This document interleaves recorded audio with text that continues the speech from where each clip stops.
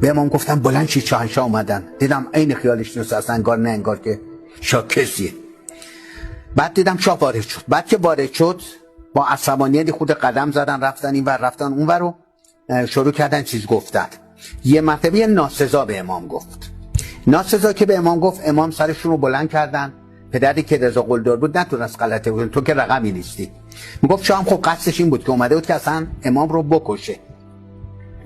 اینجا که شد با عصبانیت تمام دست کرد و شمشیرش رو بلند کرد همجوری که بزنه به امام. گفت دستش بالا خوش شد، یهو چرخید و برگشت داره میره تا پای جیپ هم رفت.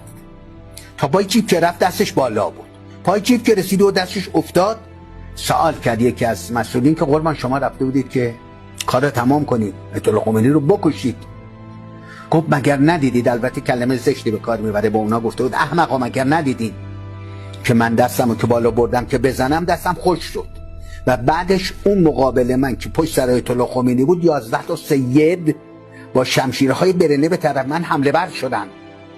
درنگ کرده بودم 11 تا سید منو تکه پاره میکردن. بعد از اون گذشته اژدهایی بود، آتش به طرفم گشود. بابا نکشین گند مزخرفات، اینا قاطی داره. ده اینا رو میکشی بعد میشینی هزیون میگی. پاشو بری یا بزن دست صورتت. پاشو من فردا میبرم کم درک کنی. پاشو.